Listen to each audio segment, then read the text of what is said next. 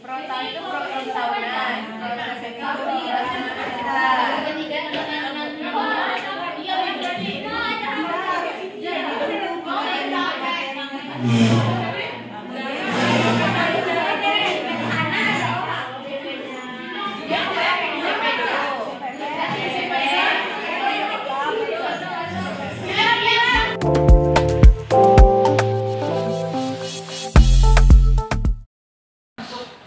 telaah tujuan pembelajaran dan alur tujuan pembelajaran akan disampaikan oleh saya sendiri. Siapa moderator, Baik, kita mulai dari tujuan pembelajaran atau TP. Sebagai rujukannya, kita melihat pada pedoman penyusunan tujuan pembelajaran Kementerian Pendidikan, Kebudayaan, Riset dan Teknologi. Penyusunan TP ini yang telah dilakukan oleh kelompok 4 ditemukan beberapa kelebihan dan juga kekurangannya. Yang pertama itu dimulai dari kelebihannya. Yang pertama adalah pada penguraian materi terhadap elemen. Jadi pada CP terdapat beberapa komponen materi yang perlu dicapai oleh peserta didik, yaitu materi bilangan bulat, bilangan rasional dan irasional, bilangan desimal, bilangan berpangkat bulat dan akar, bilangan dalam notasi ilmiah. Dilihat pada badan TP yang telah disusun oleh kelompok 4, maka badan ini sudah sesuai dengan yang disebutkan pada capaian pembelajaran. Kemudian kami menelaah modul P5 dari kelompok 4 angkatan 2021. Dalam panduan pengembangan proyek penguatan profil pelajar Pancasila atau P5 dari Kemendikbudristek, terdapat 4 komponen utama yang menjadi dasar dalam proses penyusunannya, yaitu yang pertama ada profil modul, ada tujuan, aktivitas, dan ada asesmen. Dilihat pada modul P5 yang disusun oleh kelompok 4, terdapat beberapa kelebihan pada setiap komponennya dalam penyusunan modul P5. Di antaranya, yang pertama kita masuk ke kelebihan. Komponen yang pertama yaitu ada profil modul. Di poin pertama, tema dan topik atau judul modul. Dalam panduan pengembangan proyek penguatan profil pelajar Pancasila atau P5 dari Kemendikbudristek, terdapat komponen tema dan topik atau judul modul yang harus dipenuhi. Dilihat yang dari saya balikan ke moderator. Baik, terima kasih atas penyampaiannya. Sekian presentasi dari kami. Terlebih dan kurang kami mohon maaf. Apabila ada yang ingin menanggapi, dipersilakan.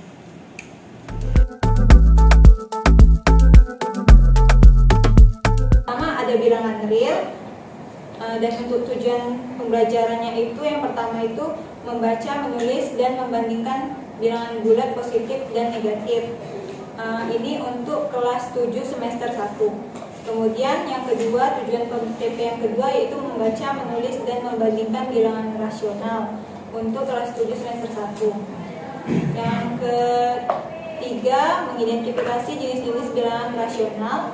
Yang keempat, membaca, menulis, dan membandingkan bilangan desimal. Yang kelima, membaca, menulis, dan membandingkan bilangan irasional. Dan yang keenam itu mengidentifikasi jenis-jenis bilangan dari himpunan bilangan yang diberikan. Kemudian untuk lingkup materi selanjutnya, saya kembalikan ke moderator. Baik, selanjutnya yaitu ATP yang akan disajikan oleh rekan saya, Marini Puspa. Pada Marini Puspa disilakan. Baik, selanjutnya saya akan menjelaskan terkait ATP, yaitu alur tujuan pembelajaran, yang dimana tujuan pembelajaran yang sudah kita punya tadi disusun dari yang konkret ke yang abstrak, dari mudah ke susah, dan dari yang umum ke yang spesifik. Jadi di sini alur tujuan pembelajaran pada mata pelajaran matematika fase D kelas 7 sampai kelas 9 tahun pembelajaran 2024-2025. Selanjutnya saya kembalikan ke moderator. Baik, sekian dari presentasi dari kami. Jika teman-teman memiliki pertanyaan maupun saran ataupun kritik, boleh disampaikan.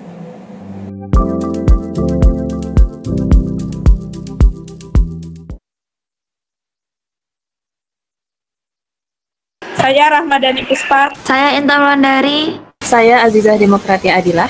sini dalam PPT ini ada daftar isinya. Yang pertama yang akan kita bahas itu adalah konsep modul ajar.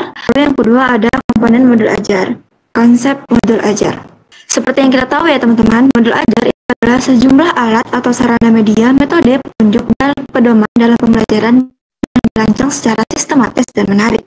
Modul ajar itu disusun sesuai dengan fase atau tahap perkembangan peserta didik. Akan menjabarkan modul ajar yang telah kami buat, yaitu modul ajar aljabar yang disusun oleh kelompok 2 dan kelas 7.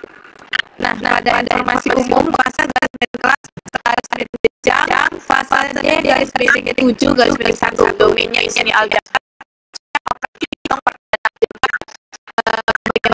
Jadwal pertemuan 2 kali pertemuan. Pada bagian asesmen pembelajaran pada lampiran 5 terdapat penilaian asesmen akhir.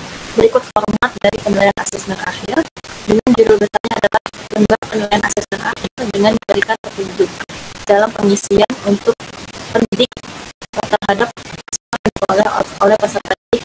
Saya mau bertanya mengenai pembagian kelompok THRL itu. Misalkan dia ada 3 atau 4 pertemuan, apakah di setiap pertemuan itu dilakukan tes diagnostik awal? Saya ingin bertanya tentang penilaian untuk profil pelajar Pancasila. Ini kan ada dimensinya, ada 4 ya. Terus ada elemen sama sub-elemennya. Itu gimana ya cara nilainya? Untuk tes diagnostik itu hanya dilakukan di pertemuan pertama. Jadi pertemuan menggunakan kelompok dari hasil analisis tes diagnostik yang dilakukan pada pertemuan pertama tadi.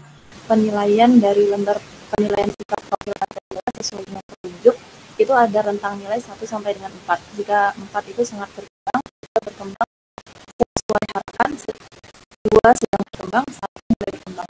Jadi untuk mengisi per sub dimensi itu kita sesuaikan dengan tingkat laku peserta didik angka 4, namun jika belum kita bisa mengisi angka 1 ataupun tentang antara 1 dan 4.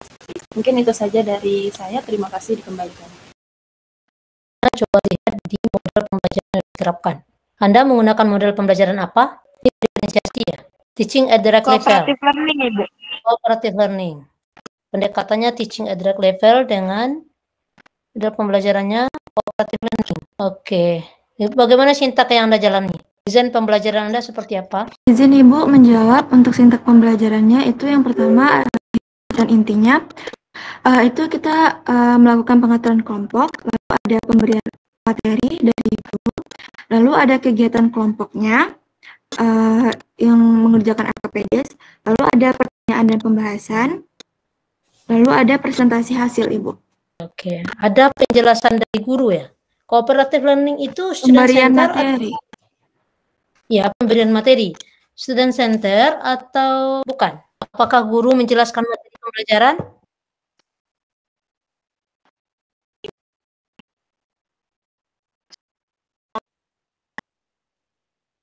Oke.